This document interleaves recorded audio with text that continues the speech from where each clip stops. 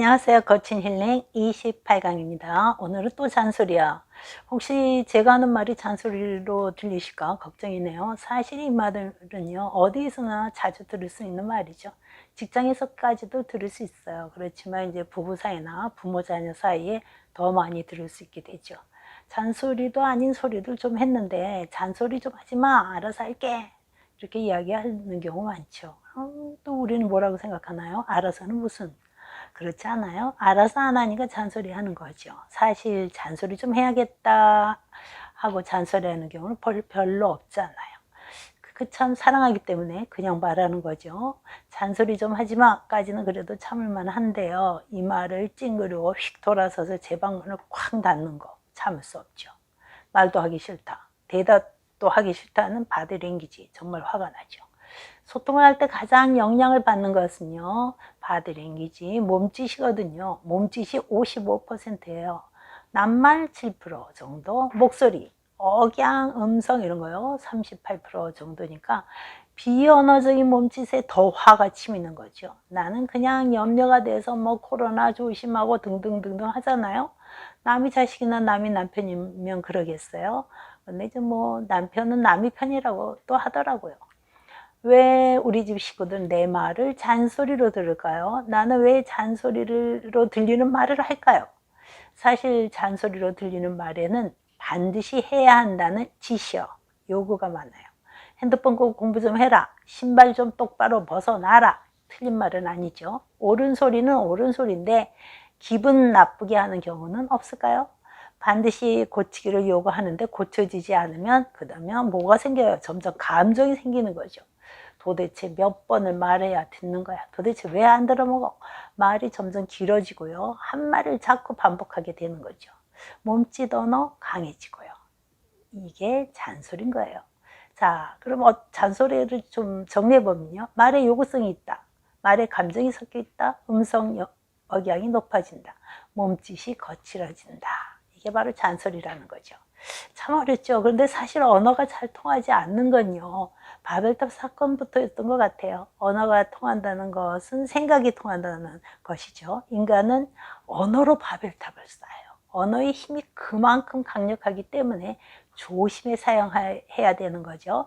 자, 논박이에 논박 듣고 계속하죠. 또 잔소리야. 하는 쪽은 사랑이고 듣는 쪽은 잔소리고, 하는 쪽은 섭섭함이고 듣는 쪽은 귀찮음이고, 고대의 바벨탑 사건이 생긴 현상이지. 서로 알아듣는다 하나 이해는 하지 못하는 것. 섭섭하다면 듣는 쪽이던 시절을 생각해.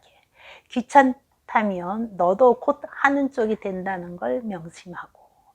자, 논박이 오늘 명쾌하군요. 자, 서로 상처가 되는 잔소리를 왜 하는 걸까요? 하는 쪽에서는 가르치고 주의를 하지 않으면 안 될 것 같은, 사랑하는 사람이 잘못될 것 같은 강박이 있어요. 그 강박 밑에는 불안 심리가 숨어 있고요. 듣는 쪽은 불안에 전이 되는 것이 싫어요.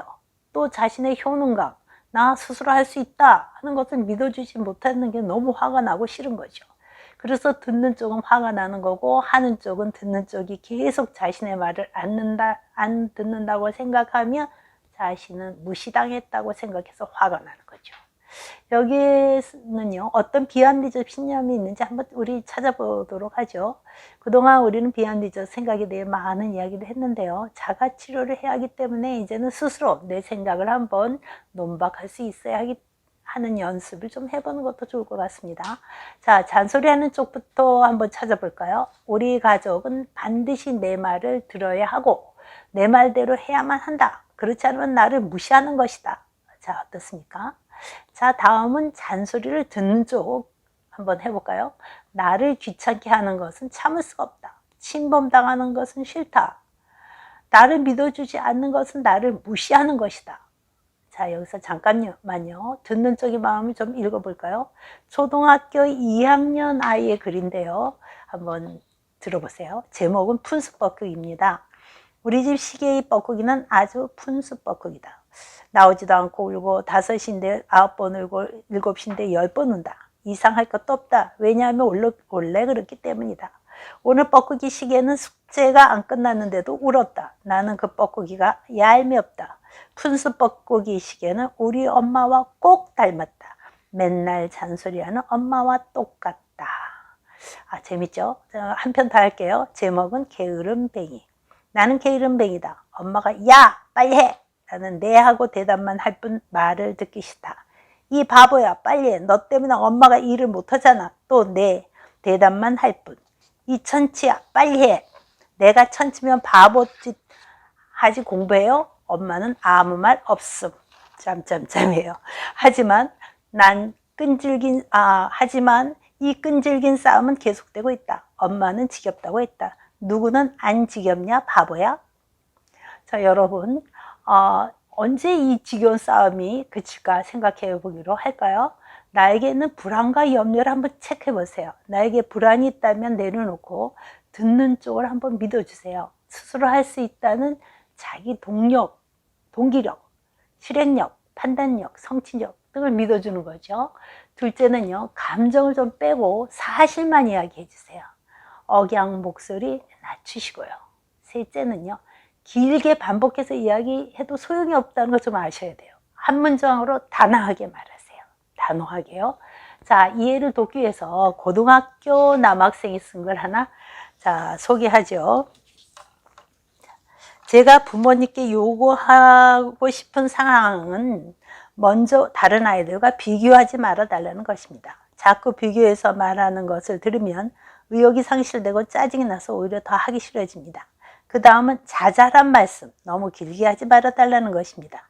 간단히 한두 말씀으로 끝낼 수 있는 것을 너무 많이 그리고 큰 소리로 하기 때문에 충고로 들리지 않고 그냥 지나쳐도 괜찮은 잔소리로 들립니다. 자, 부모를 점잖게 남으라는군요. 그러나 맞는 말입니다. 길게 이야기하다 보면 남과 비교하게 되고 감정이 섞이고 그런 거죠. 확실한 잔소리가 되는 거죠. 부모의 명확하고 단호한 한마디 말이 어떨 때는 아이의 기준이 되기도 한다는 겁니다. 자, 그리고 하고 싶은 말을 할 때는요, 몸짓, 표정, 억양 관리 온화하게 하고 말씀을 하십시오. 다섯째는요, 잘못을 들추기보다는요, 이해하고 있다는 것을 듣는 쪽에서 알게 좀 해주세요. 그래야 자신이 존중받는다는 생각을 하게 됩니다.